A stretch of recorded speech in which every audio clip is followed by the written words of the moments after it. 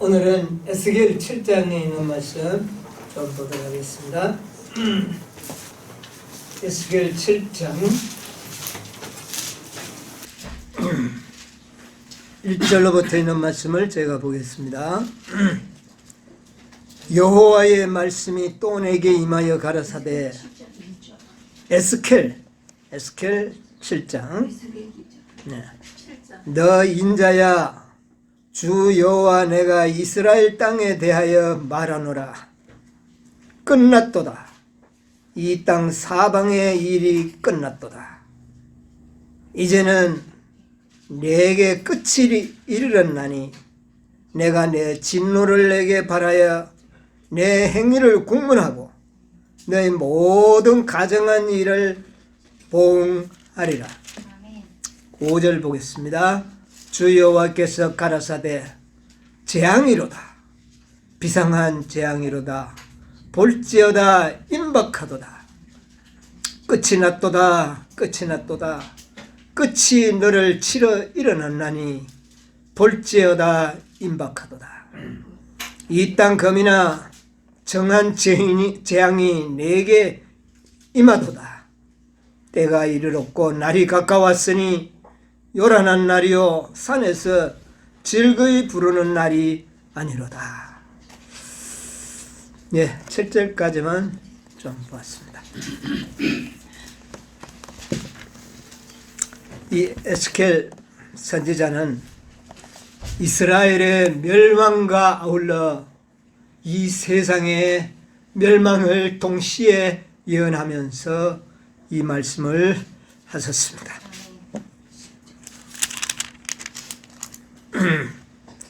끝이 났도다. 예, 이스라엘 땅에 대하여 말하노라. 예, 이스라엘 나라의 끝은 세상의 끝과 연관되어 있다는 사실을 보게 되는데, 끝이 났도다. 이 땅 사방의 일이 끝이 났도다. 온 세계의 모든 일이 다 끝났다. 이제 하나님께서 끝이 이르렀기 때문에 이제는 자비를 거두시고 진노를 발하리라. 그리고 너희들의 행위를 내가 공문하리라. 가정한 일을 보응하리라. 그러면서 에스겔을 통하여 외치게 합니다. 재앙이로다. 비상한 재앙이로다. 볼지어다. 어떻게 해요?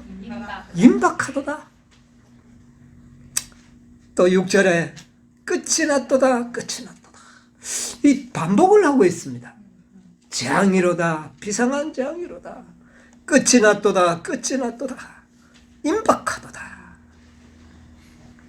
예, 임박하다는 말을 두 번이나 또 연거푸 말씀하십니다.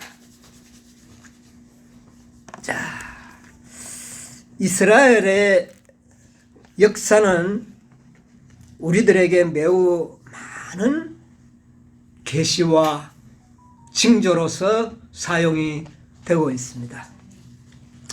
이스라엘의 멸망은 세상의 멸망, 예루살렘의 멸망은 세상의 멸망을 동시에 예언하셨던 예수님의 예언과 이 에스겔의 계시와 별로 다르지 않은 것 같습니다.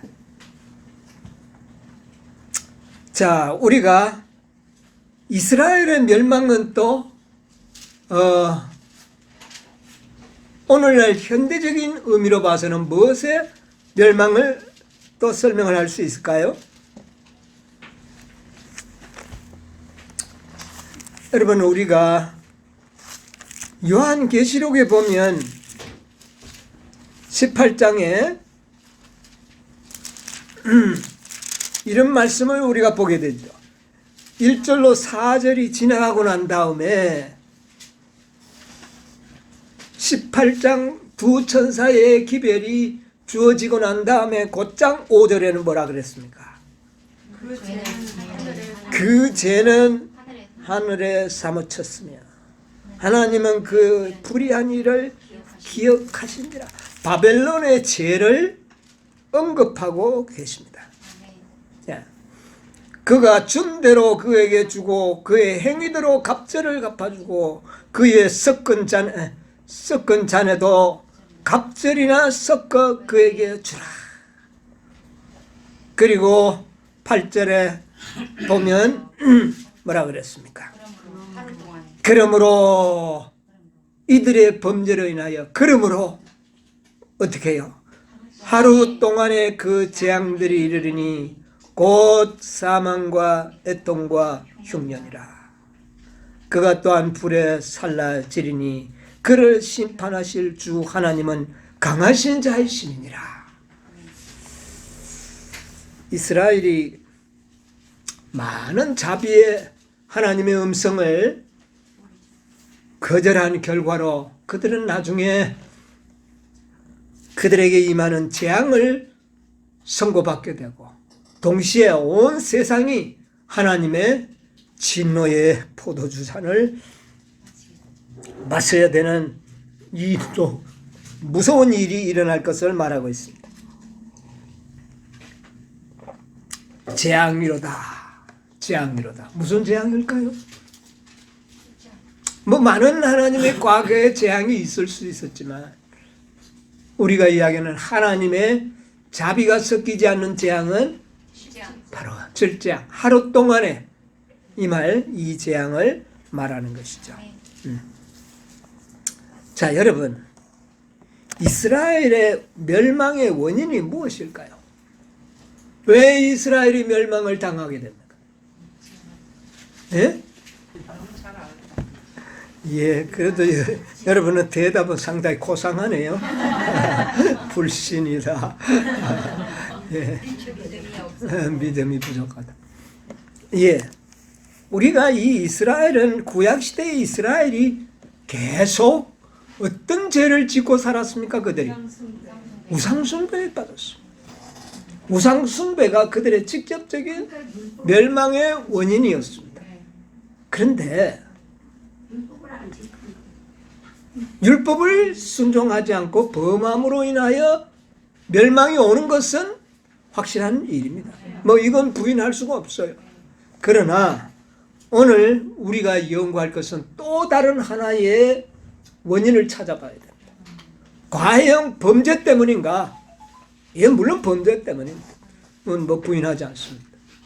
그러나 범죄, 그들이 하나님을 버리고 우상을 섬겼던 그 죄만이 아니라 그것에 앞서서 그들이 어떤 멸망을 당할 수밖에 없는 가장 직접적인 원인이 무엇인지를 성경은 이야기하고 있습니다. 누가복음 13장에 있는 말씀을 보도록 하겠습니다. 누가복음 13장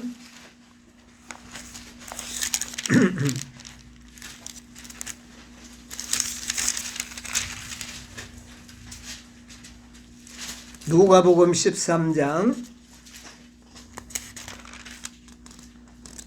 6절로 9절까지 있는 말씀입니다. 한번 누가 읽어보실랍니까? 이에 비유로 말씀하시되 한 사람이 포도원에 무화과 나무를 심은 것이 있더니 와서 그 열매를 구하였으나 얻지 못한지라.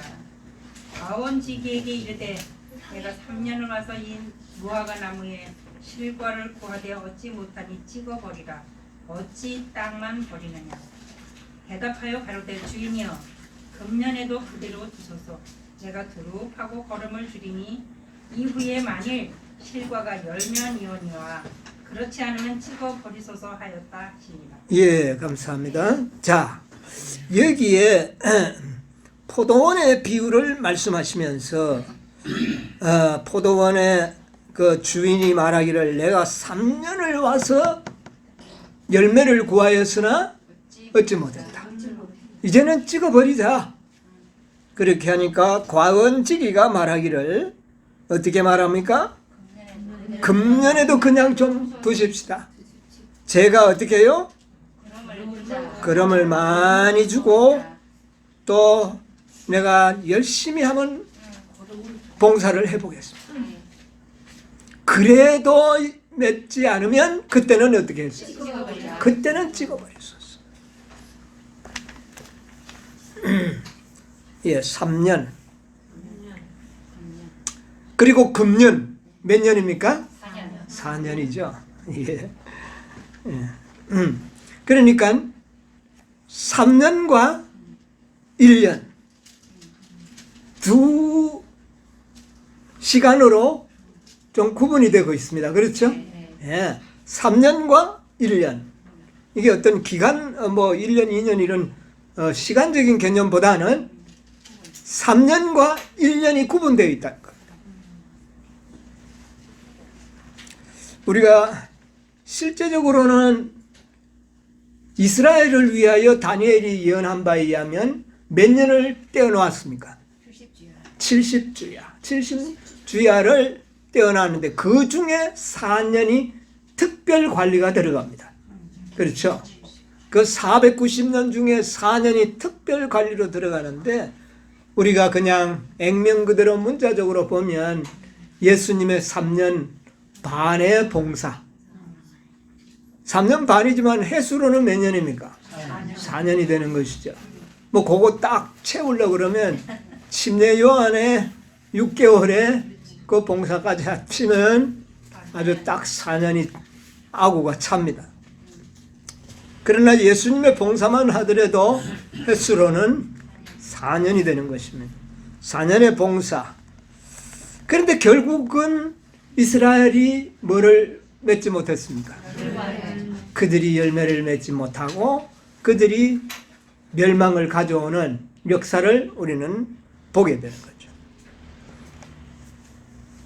그런데 오늘날 이것이 우리들에게 하나의 거울이 되고 있는데 자, 여기에 그들이 멸망의 원인은 무엇입니까?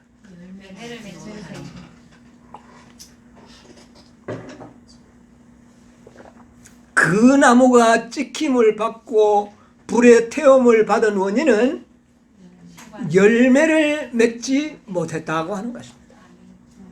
여러분, 이것은 오늘날 우리들에게 매우 중요한 그런 기회입니다.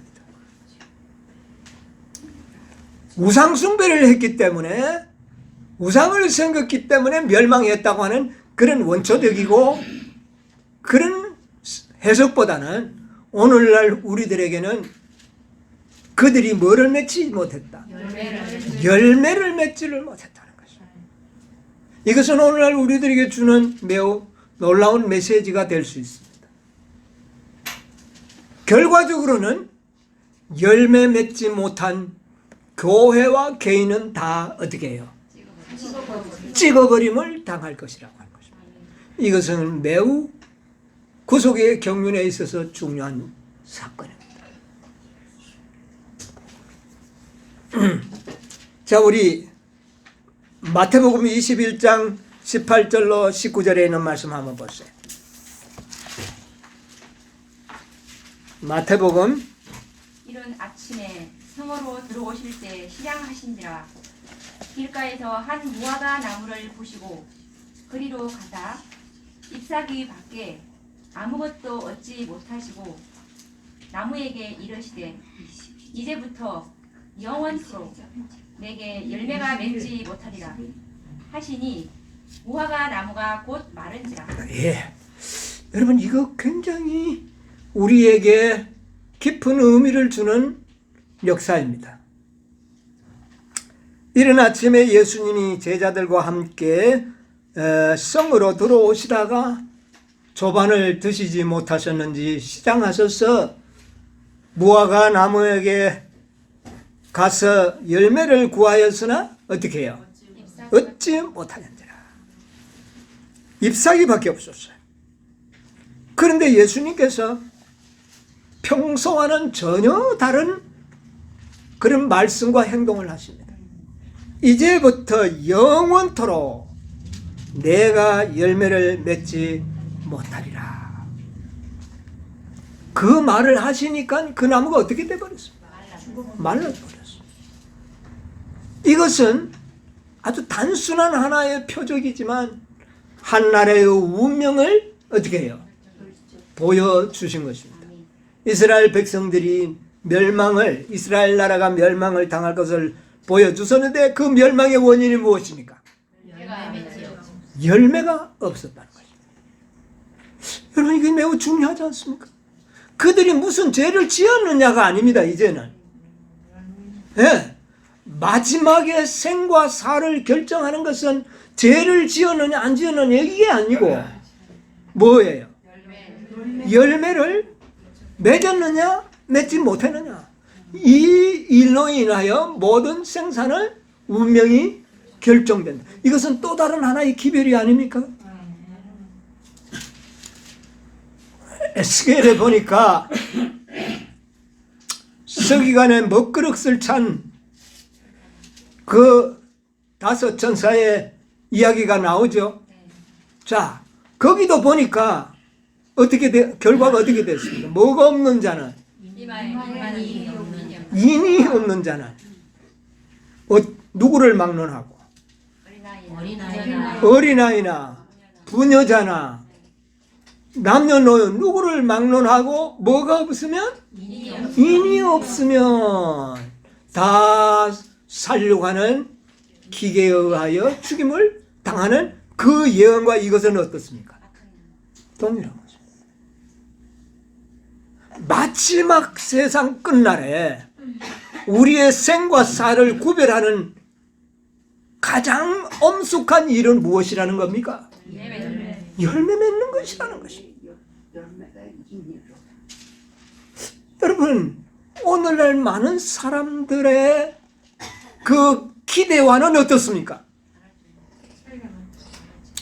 그저 예수 믿으면 구원 얻는다고 하는 그런 생각과 이 말씀과는 어떻게 됩니까? 좀 맞지 않는 겁니다. 여러분, 이것은 매우 엄숙한 일. 열매 맺는 것과 인침받는 것 동일한 것입니다. 실물교원 216쪽에 보면 이런 말씀이 있습니다. 이때 무화과 나무에게 바래진 경고는 이 시대를 살아가는 우리에게도 적용되는 것이다. 누구한테도요? 무화과 나무가 말라버린 이 사건은 그들에게도 적용되었지만 누구에게도? 우리에게도 적용. 무관심한 자들이여, 그대들은 주의 포도원에 열매 없는 나무가 아닌가? 여러분, 오늘 이 문제를 좀 생각해 보자는 것입니다. 오늘날 이 세상은 열매가 없음으로 인하여 멸망당한다는 사실을 간과하고 있다는 사실. 예수를 믿으면 모두가 구원을 얻을 것처럼 그렇게 그들은 생각하고 오늘날 교회를 다니고 있다는 것입니다. 그냥 믿으면 영생 얻는다고 하는 이 엄청난 진리에 그들은 도취되어서 열매에 대해서는 무관심한 거예요. 여기에 대하여 우리의 기별은 도전적이어야 되는 것입니다. 열매 맺지 않는 나무마다 교회와 개인 찍힘을 받을 수밖에 없다는 것이죠.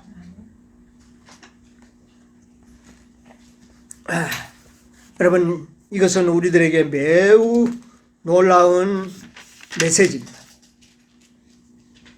자, 시대의 소망 582쪽에 있는 말씀을 좀 보도록 하겠습니다. 시대의 소망 582쪽.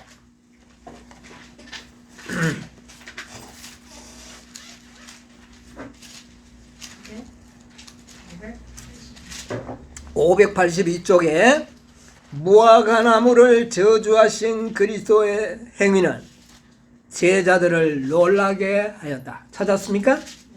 예, 한번 읽어보세요. 무화과 나무를 저주하신 그리스도의 행위는 제자들을 놀라게 하였다. 그것이 제자들에게는 그분의 방법과 행위와는 다른 것처럼 생각되었다. 왜냐하면 그들은 예수께서 세상을 정죄하러 오신 것이 아니요 당신들을 통하여 세상이 구원 얻게 하려고 오셨다고 하시는 말씀을 자주 들었기 때문이다. 제자들은 인자가 온 것은 사람의 생명을 멸하려 함이 아니오 구원하려 함이라고 하신 그분의 말씀을 기억하였다.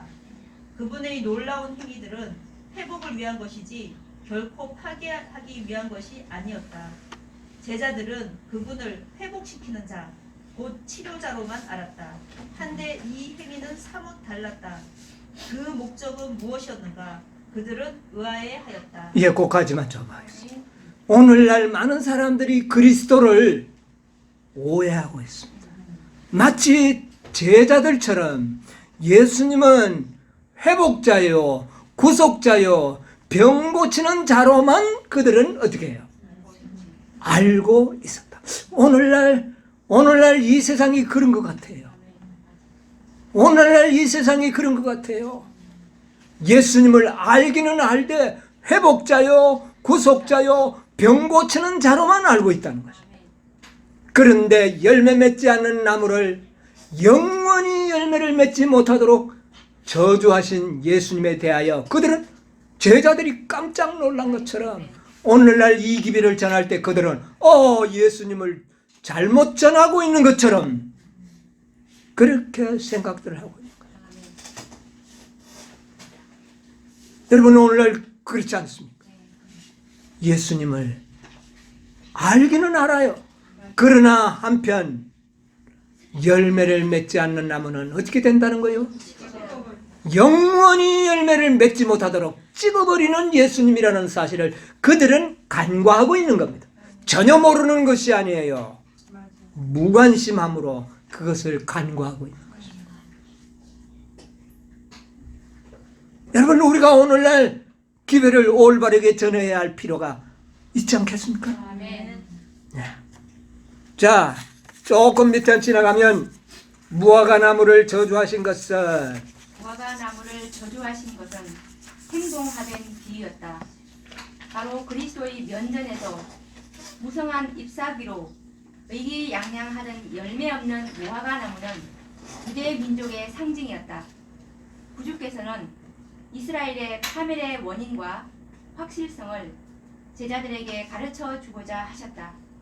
이러한 목적에서 예수께서는 나무에게 도덕적 특성을 부여하여 거룩한 진리의 해설자로 삼으셨다. 예, 거기까지만 보겠습니다. 자, 우리 예수님께서는 제자들에게 뭐를 가르치려고요? 파멸의 원인, 멸망의 원인이 무엇임을 제자들에게 새롭게 가르치려고 했어요. 우상을 숨겼기 때문에 멸망을 당한다. 이것이 아니었다는 말입니다. 여러분, 이 분명히 성질이 다르죠? 네. 우상을 섬기거나 하나님을 섬기지 않거나 죄를 지었기 때문에 멸망받는 것이 아니라 열매를 맺히지 못하였기 때문에 멸망을 당한다는 것을 제자들에게 가르치기를 원하셨다. 아멘.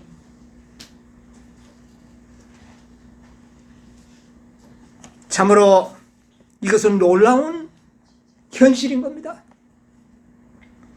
인침이 없는 자들은 아이나 부녀자나 남녀노인을 막론하고 다 살육하는 천사에 의하여 죽음을 당하고 성전에 앉아있는 어떤 자로부터 시작하라? 늙은 자로부터, 장로로부터 시작하라. 뭐가 없는 자? 열매가 없는 자, 열매를 맺지 못한 자. 인침을 받지 못했다는 것은 뭐가 없다는 것입니다. 열매가 없는 것을 말합니다. 여러분, 개인적으로도 열매가 없으면 찍힘을 받을 것입니다. 그 다음에 교회도요, 열매를 맺지 못하는 교회는 다 찍혀버릴 것입니다. 이것이 오늘날 마지막 때 하나님을 믿노러 가는 제자들이 깨닫기를 원하는 기별인 것입니다. 죄를 짓는 것이 아닙니다. 나는 죄 안 지어서 이게 문제가 아닙니다. 뭐가 없으면, 열매가 없으면 멸망을 당한다는 것이 이 시대의 기별인 것입니다. 이것이 멸망의 원인이 된다는 사실을 외쳐야 할 제자들이 오늘날 이 시대에도 필요하게 됐습니다. 멸망의 원인을 분명히 우리가 기억해야 됩니다. 자, 시대소망 583쪽 조금 내려가면 예수께서는 시장 하셔서 먹을 것을 찾아 무화과 나무에 오셨다. 그와 같이 읽어요? 예, 읽으세요. 그분께서는 그들에게서 의의 열매를 맺고자 하는 갈급함으로 이스라엘에게 오셨다. 그들이 세상의 축복이 될 수 있는 열매를 맺도록 그분은 저희에게 선물을 아낌없이 주셨다. 모든 기회와 특권이 그들에게 시어되었다. 예, 거기까지 좀 보겠습니다. 자, 여기 보니까 예수님께서는 시장하셨다 그랬어요. 예. 그리고 또 시장하셔서 먹을 것을 찾아 무화과 나무에 오셨고 그분은 의의 열매를 어떻게 해요? 찾으시려고 갈급하셔서 저에게 오셨다. 여러분, 이스라엘 백성들은 뭐를 맺어야 했습니까? 의의 열매를 맺어야 하는 것입니다. 그래서 아주 갈급하는 마음으로 오셨으나 뭐만 발견할 수밖에 없었다? 잎사귀 외에는 발견하지 못했다.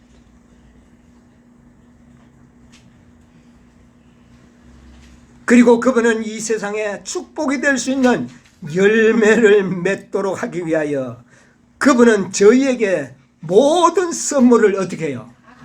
아낌없이 주셨다. 모든 기회와 특권이 그들에게 주어진 바 되었다. 예수님이 얼마나 무엇을 갈급하신다고요? 열매를 갈급하는. 이제 4년이 되었습니다. 3년이 지나고 이제 4년째가 접어들었을 때에 그 열매를 구한 것이에요. 금년에도 그냥 두소서 라고 하신 그분이 이제 금년에도 할 만큼 다 했어요. 아직까지는 몇 달 남기는 했습니다. 그런데 이 무화과 나무가 어떻게 했습니까? 잎이 무성했어요. 잎이 무성하다면 뭐가 있어야 합니까? 열매가 있어야 되는 것입니다. 무화과 나무는 잎과 동시에 뭐가 열매가 어떤 면에서는 열매가 먼저 나무에서 생성이 되는 거예요. 그러면 잎이 무성하다면 열매는 이미 익어 있어야 해요. 그런데 와보니 뭐가 없었어요? 없어요. 이것은 땅만 버리는 거죠. 자, 다른 복음 기자는 말이에요. 무화과 철이 아직 아니었다. 그런데 왜 무성합니까? 이것은 이미 농사를 저 12월까지 기다려볼 필요가 없다는 것입니다. 그때 열매가 없고 잎이 무성하다면 그것은 뭐가 없는 거예요? 열매가 없는 것입니다. 그러므로 그 나무를 영원히 열매를 맺지 못하도록 어떻게 해요? 저주하신 거예요. 아, 제자들이 그 모습을 보고 놀랐어요. 이것은 예수님의 생애 속에서 한 번도 볼 수 없었던 자비와 은혜만을 베푸시던 그분에게서 이 엄청난 사건, 비록 나무지만 그 말씀을 하시는 순간 무화과 나무 잎사귀가 푹 시들어서 늘어지는 것을 봤어요. 깜짝 놀란 것입니다. 얼마나 두려웠겠습니까? 자, 의의 나무라. 이스라엘은 여호와께서 심은 무슨 나무라? 의의 나무라고 이사야가 이야기했죠. 그런데 잎이 무성했다면 이미 그 속에는 뭐가 있어야 해요? 열매가 없으므로 멸망을 당하는 것입니다. 여러분, 이스라엘 백성들의 궁극적인 멸망은 무엇 때문입니까? 범죄가 아니라 열매가 없으므로 멸망을 당한다는 거죠. 여러분, 이 사실을 이 시대에 우리들에게도 적용이 된다고 말씀하고 있습니다.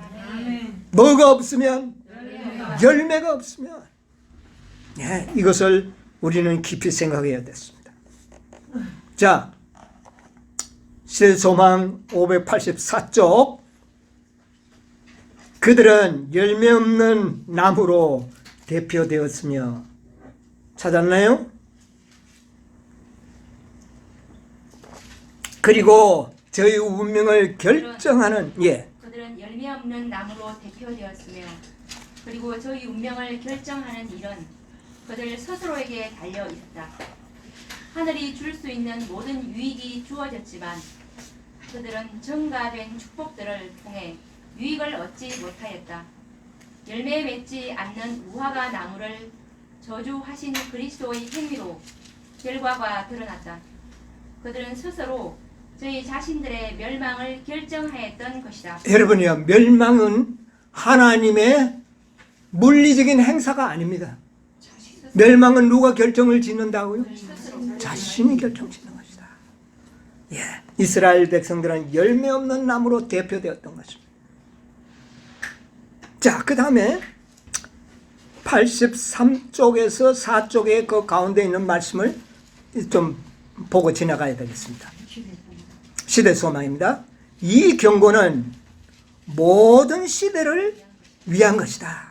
읽었어요. 이 경고는 모든 시대를 위한 것이다.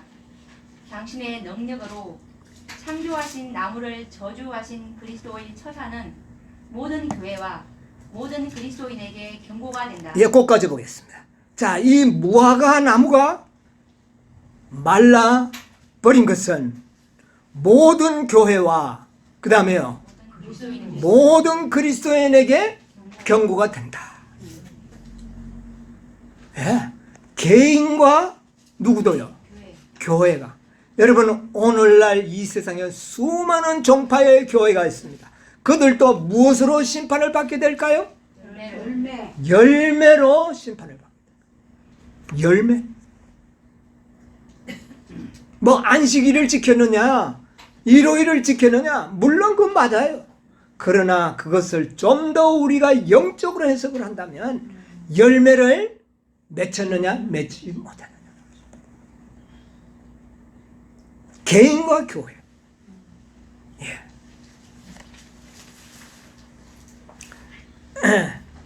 여기에 이런 말씀이 있어요. 이거는 584쪽에 있는 말씀인데, 그분은 하나님을 섬긴다고 공언하면서 당신의 영광에 합당한 아무런 열매를 맺지 않는 자보다 버젓이 죄를 저지르는 죄인의 죄가 가볍다고 선언하신다. 여러분, 열매를 맺지 못하는 죄가 얼마나 큰 죄인 것을 우리가 깨달을 필요가 있습니다. 하나님을 믿지 아니하고 자행자제하여 죄를 짓는 그런 사람들의 죄보다도 어떤 죄가요? 열매를 맺지 못하는 죄가 더 크다. 여러분, 우리들에게는 열매를 맺지 못하는 그것 자체가 죄가 된다는 사실을 깨달을 필요가 있다는 것입니다.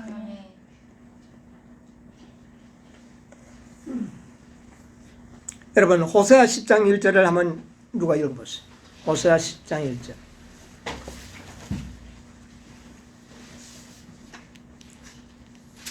호세아서 10장 1절. 이스라엘은 열매 맺는 무성한 포도나무라. 그 열매가 많을수록 제단을 많게 하며 그 땅이 아름다울수록 주상을 아름답게 하도다. 자, 여기에 뒷부분은 좀 우리가 좀 나중 생각하기로 하고 앞부분을 한번 생각을 해보세요. 이스라엘은 열매 맺는 무성한 포도나무라. 그런데 이 말을 보면은 굉장히 막 열매가 많이 맺히는 느낌을 보게 되는데, 킹 흠정역 호세아 10장 1절을 보면 이스라엘은 텅 빈 포도나무요. 자, 그러면 이것이 근데 열매를 맺히는데 자기를 위하여 열매를 맺는 자들이로다. 이스라엘이 열매를 맺는데 자신에 의해 열매를 맺었다는 거예요. 그리고 포도원은 하나님이 심은 포도원은 텅 빈 포도원이 됐다. 이스라엘의 속성을 잘 설명을 하고 있습니다.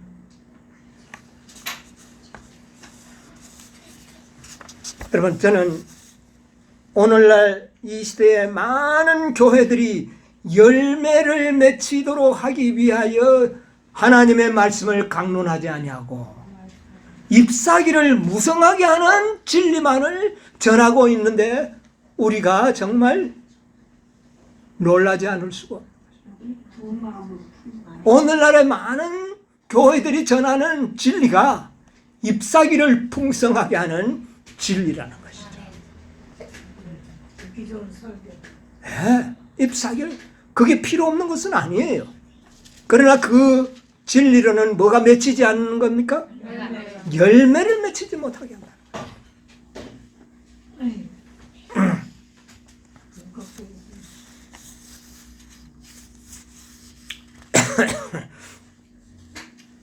자, 오늘날 영적 이스라엘 백성들이 누굽니까?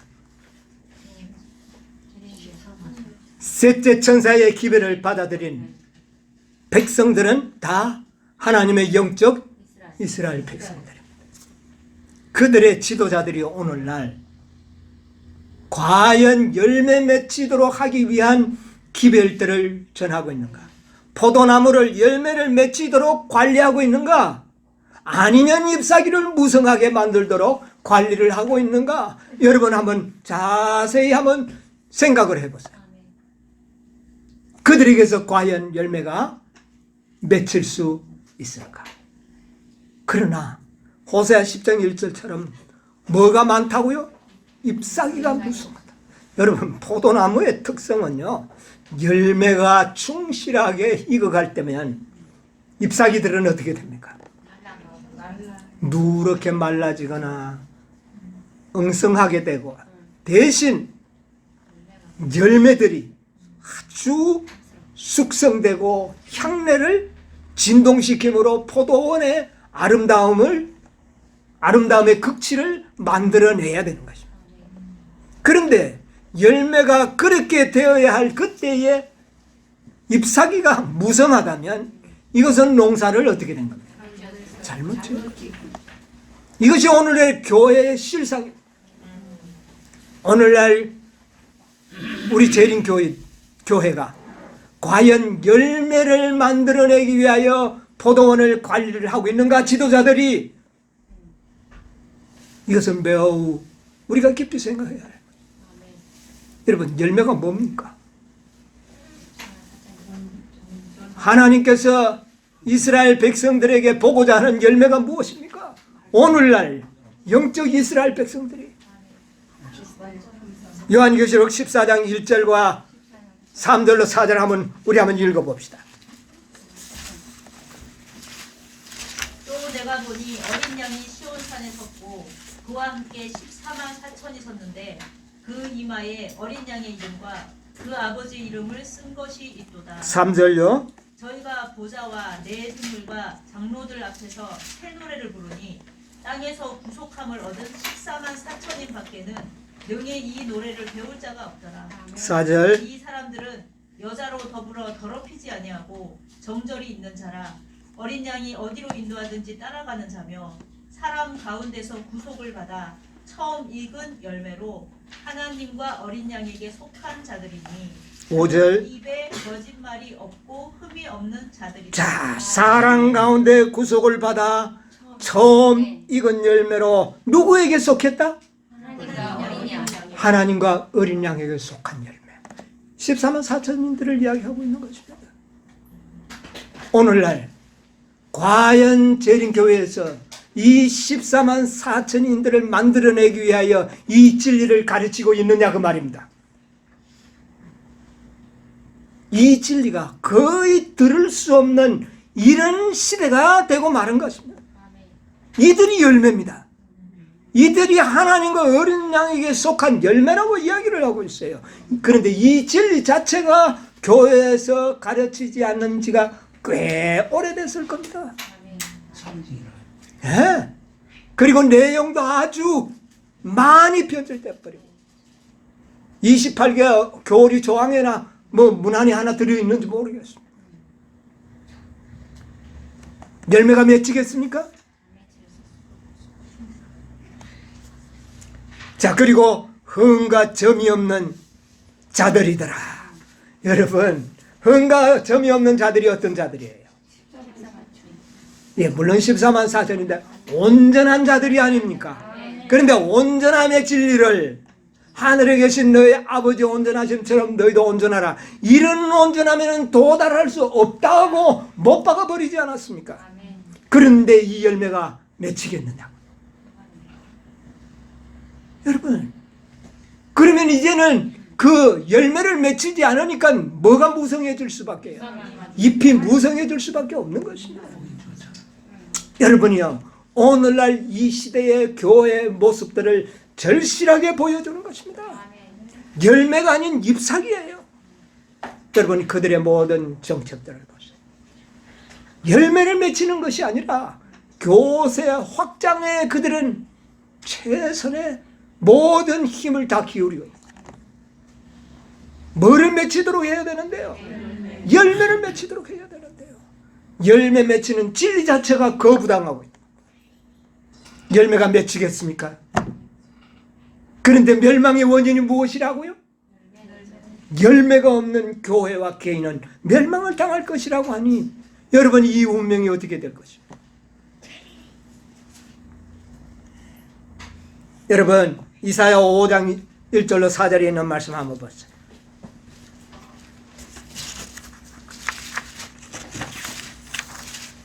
이사야 5장 내가 나의 사랑하는 자를 위하여 노래하되 나의 사랑하는 자의 포도원을 노래하리라. 나의 사랑하는 자에게 포도원이 있으며 심히 기름진 사내로다. 땅을 파서 돌을 제하고 극상품 포도나무를 심었었도다. 그 중에 망대를 세웠고 그 안에 술틀을 팠었도다. 좋은 포도 맺히기를 바랐더니 들포도를 맺혔도다. 예루살렘 거민과 유다 사람들아, 구하노니 이제 나와 내 포도원 사이에 판단하라. 내가 내 포도원을 위하여 행한 것 외에 무엇을 더할 것이 있었으랴. 내가 좋은 포도 맺기를 기다렸거든. 들 포도를 맺힘은 어찌미고. 예, 감사합니다. 무슨 나무를 심었다고요? 극상품 포도나무를 심었는데 기름진 땅에 심었고 그 포도원을 위하여 모든 것을 아낌없이 희생을 했는데도 뭐를 맺혔다고요? 들포도를 맺혔도다. 네? 들포도를 맺혔도다. 너희들이서 한번 판단해 봐라. 내가 너희들에게 부족한 게 뭐가 있느냐. 그러면서 좋은 포도 맺기를 기다렸거늘 무슨 포도를 맺혔다고? 들포도를 맺혔다. 여러분, 이것이 옛날 이스라엘 백성들의 역사였고 오늘날 영적 이스라엘 백성들의 모습을 보여주는 것입니다. 오늘날 많은 새 천사의 길을 믿고 있는 백성들이 인간 도덕가에 만족하고 있습니다. 인간 도덕가.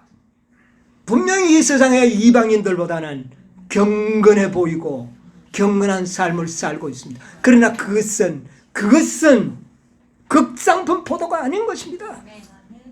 인간 도덕가에 그들은 만족하고 있는 것입니다. 네. 증언복음 81쪽에 보면 이런 말씀이 있습니다. 이 증언복음 2권 81쪽에 보면 주께서는 당신의 교회를 하나의 포도나무로 비옥한 땅에 심으셨다. 그분은 가장 부드러운 보의 손길로 걸음을 주고 그것을 가꾸어서 의의 열매가 맺힐 수 있게 해주셨다. 그분은 내가 내 포도원을 위하여 행한 것 외에 무엇을 더할 것이 있었으라고 말씀하신다. 어디에 비유하셨다고요? 이 포도원의 비유는 당신의 교회를 대한 하나의 비유의 말씀입니다.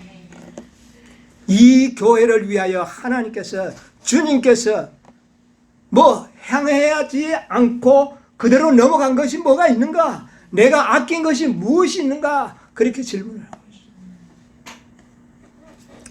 여러분, 우리가 이번 집회에도 봤지만 정말 우리 주님께서는 열매 맺도록 하기 위하여 한 방울의 피도 남기지 아니하고 다 쏟아부으셔서 뭐 맺기를 기대하셨나요? 열매 맺기. 열매 맺기를 기대하신 것입니다. 자, 우리 실물교훈 315쪽에 있는 말씀 보도록 하겠습니다. 실물교훈 315쪽, 자기 자신을 그리스도인이라고 부르는 많은 사람들은, 자기 자신을 예, 그리스도인이라고 부르는 많은 사람은 단지 인간 도덕가에 불과하다. 세상에서 그리스도를 올바르게 나타내므로 그분을 영화롭게 할 수 있는 유일한 선물을 그들은 거절했다. 성령의 역사가 그들에게는 생소한 것이다. 저희는 말씀을 행하는 자가 아니다. 그리스도와 하나 된 자들을 세상과 하나 된 자들로부터 구별하는 하늘의 원칙이 거의 알아볼 수 없게 되었다. 그리스도를 따른다고 하는 자들이 더 이상 세상과 구별된 특별한 백성이 아니다. 경계에서는 희미해졌다. 사람들은 자기 자신이 세상을 따르고 세속적 습관과 풍속과 이기심을 쫓도록 내버려 둔다.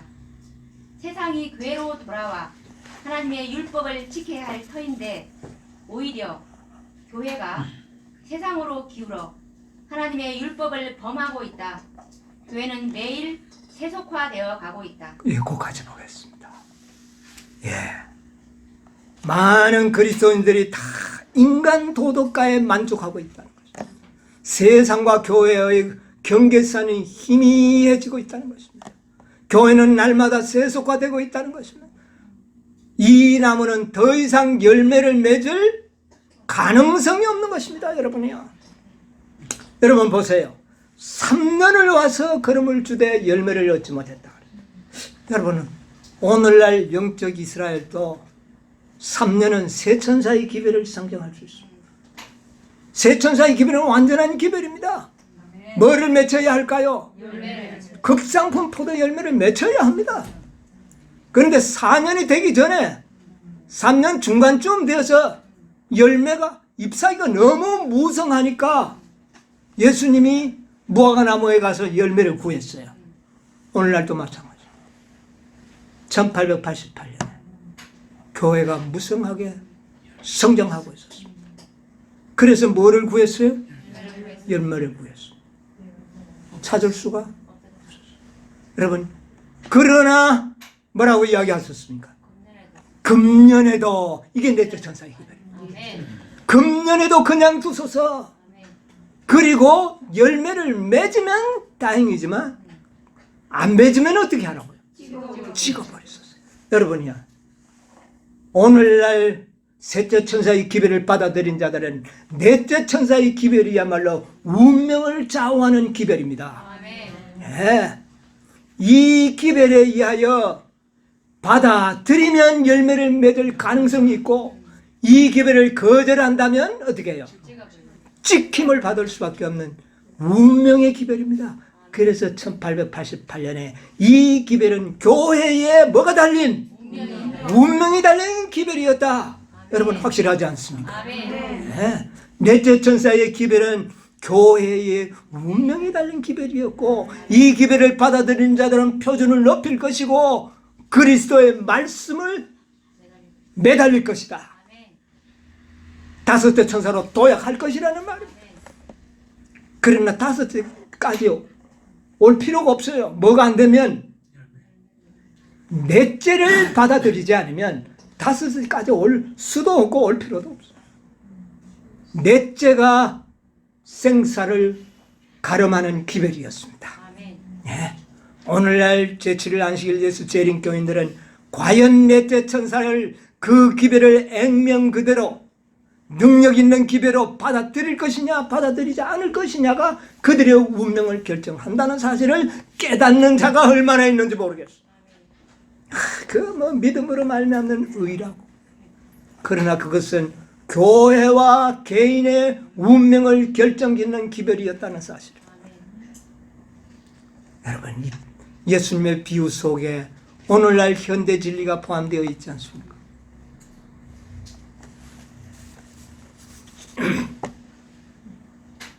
마태복음 7장 17절로 19절에 보면 이런 말씀이 있습니다.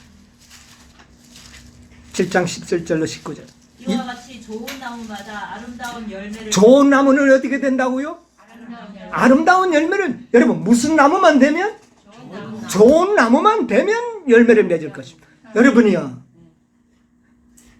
땅만 좋으면은 100배, 60배, 30배 뭐를요?